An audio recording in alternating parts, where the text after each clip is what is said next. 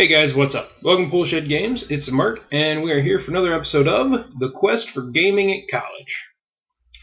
This time around, I'm going to be talking about fumbles, how bad they can really be, animal companions that get in the way, and seeing a system almost reaching fruition. I guess first, what I want to start off with is talking about fumbles.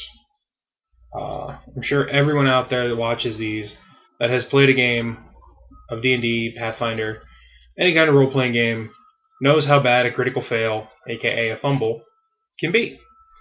Funnily enough, Friday, with my gaming group doing Pathfinder, I only had two players. I had my druid and my barbarian. The druid, however, has a velociraptor as an animal companion, which the velociraptor tends to do the most damage out of the party, even though it is like small. It's not a normal sized velociraptor yet. It hasn't grown up, so to speak. And they have named it Rufus. And like I said, it crits a lot. And the quest they are on currently, they are heading out to an old lumber town. Settlement that they haven't heard, that the main capital hasn't heard from in a while. And while they were out on the river, on their little river barge, they were attacked by river ghouls, aquatic ghouls. I don't know the name of them off the top of my head. It's Lycians, I think, in the bestiary for Pathfinder. And the barbarian and the velociraptor were each fighting, they were fighting three of them, and the druid and a lightning elemental he had summoned were fighting the other three. Well, the raptor took a critical hit, and I'm using critical hit and fumble charts that I have found online, which they're great. I might look up the websites and put the link in the description of this video for you guys. If not, I mean, just if I can't find them, just go onto Google and type in critical hit and fumble charts, and it should bring up the charts that you can either download or print out. So the raptor took a critical hit, which broke one of its ribs, knocked it down to like 12 hit points, and it was out of combat for a round. So the barbarian, who got his hands on a Minotaur's great axe, because they slew a Minotaur together. Funnily enough, it was the velociraptor that put the finishing blow on the Minotaur, so in a way it was almost karmic that the barbarian with the Minotaur's great axe fumbled his attack roll, rolled on the fumble chart, and he got liability, hit ally, double damage. Now, because I don't like to overly punish my players, I did allow him to re-roll the fumble, which ended up that he tripped and he couldn't attack for another round. But just to kind of point out how bad that critical fumble could have been, we had him roll the 3d6 plus his strength bonus damage for the Minotaur Great Axe, and he would have actually taken the Velociraptor animal companion into the negative numbers. So fumbles can be bad, especially if you're using the fumble chart like I do in my games. Like I said, I'm not that horrible of a person, so I did let him re-roll, but the poor druid almost had a heart attack. His player, he was doom and gloom there for a couple minutes, which, I mean, it was fun to have him on the rocks like that. Hopefully not this Friday, but next Friday when we get to play again, all of us will get to be there.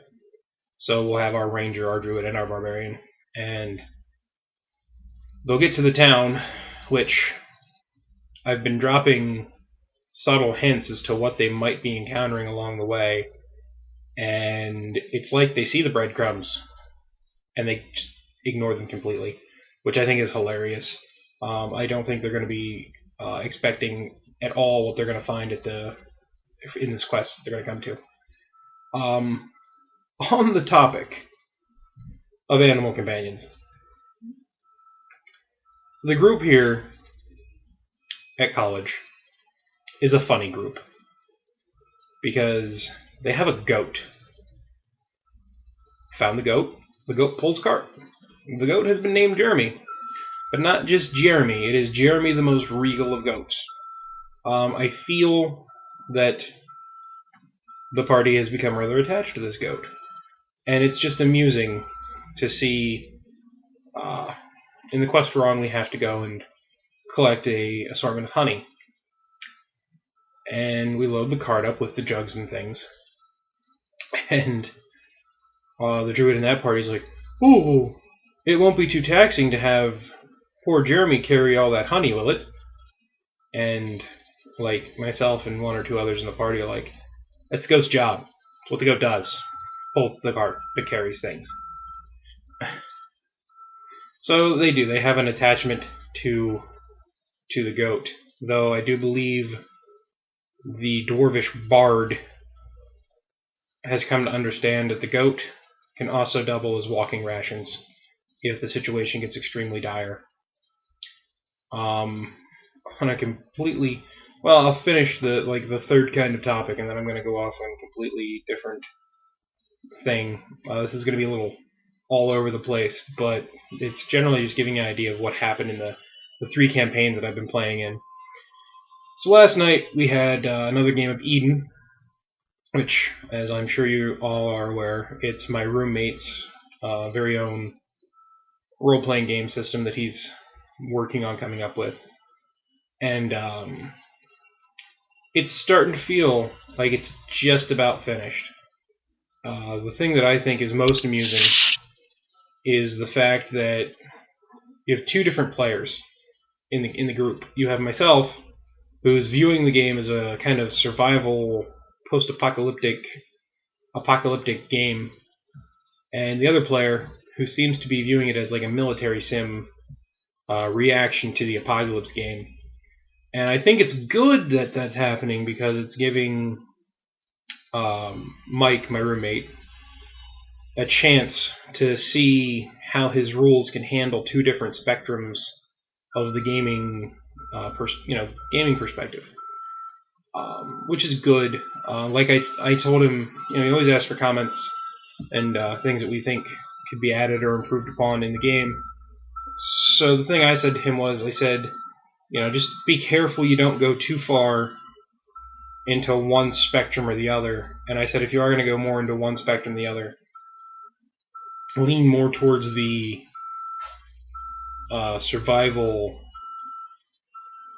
apocalyptic, post-apocalyptic setting with like investigation as to what's going on, how it's going on, and a little less into the military sim, because I don't think military sim RP appeals to everyone. I could be wrong. You guys can let me know. But I think, especially the way the other part of the group approaches the game is with the run and gun, just military combat action.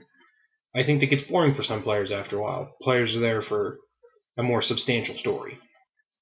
But like I said, it's cool to see the rules are getting pretty hammered out. Charts have come in, stats have come in, talents. He's worked out a hit point damage system from an armor system. So it's starting to look good. I think we're coming into the home stretch, so to speak, with that, and I think we might get that done this semester, which will be cool. But those are the 3 main things. Funnily enough, in just my day-to-day dealings and goings-on here at college, I found another group of people that are interested in role-playing games. Funnily enough, they're interested in Dark Heresy, which is a game I have not played in quite a while, but I have a good deal of books for. And I'm talking to them, and I may run a game of Dark Heresy up here as well. The problem is, I think they were looking more for a game on the weekends, and I don't stay on campus on the weekends. I go home, I work, I record at the office with the Lich Lord or myself. I play with I play with the gaming group down home. So we'll see how that works out. What else do I want to talk about? That's really it. I just thought it was funny how sometimes you always find gamers. If you're willing to talk about gaming, you'll find gamers. And that was one of the things I had planned on talking about in the series was, is it easy or difficult to find gamers at college? And I think, as I'm finding out, that really all depends on you and yourself. And are you willing to talk about gaming? Are you willing to put out there that you're a gamer? Because if you are, other gamers, I feel, are willing to come in and say, oh, well, I game as well. What do you play? Maybe we can try to get a game together. I know if the Dark Heresy thing doesn't work out because we can't get together, we can't work out the time, whatever. A person in my D&D group on Mondays had said about trying to do like a board game night sometime, and I had suggested maybe Wednesdays for that. Which, if we did that, it would either be I'd bring in 1 or 2 board games from home for 2 to however many players, and be kind of first come, first serve. Whoever showed up would get to play, get a spot in the game. I think that could be a fun thing to do. But aside from that, that's really been this week. Sorry about the construction, but my campus seems to be perpetually under construction. At least the fire alarm hasn't gone off in this video. It's been an interesting couple of days.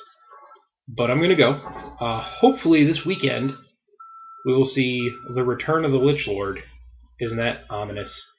Usually we don't want liches to return, but in this case we do, because he's been pretty busy with homework, and I think he had his college's version of the plague last weekend. So I'm thinking maybe we'll see him this weekend, and we'll try to do maybe a video showing off some of our models, and we'll try to get some painted to put up and show you guys, like some Dystopian War ships, or maybe some more Infinity guys. Just something. I feel like we haven't done anything miniatures related in a while. I have a box of Winter Guard infantry at home. Maybe I'll do a what's in the box with them and talk a little bit about the Winter Guard Death Star for people that are interested in War Machine hordes. And but that's it for this episode of The Quest for Gaming at College. Hopefully you guys enjoyed. If you did, leave us a thumbs up. That's always appreciated. Subscribe if you want to see more of what we're up to here at Pool Shed Games. One other thing, we are going to try to get a channel trailer out this weekend too. So that's a wrap here for us at Pool Shed Games. Hopefully you enjoyed, and we'll see you next time on The Quest for Gaming at College.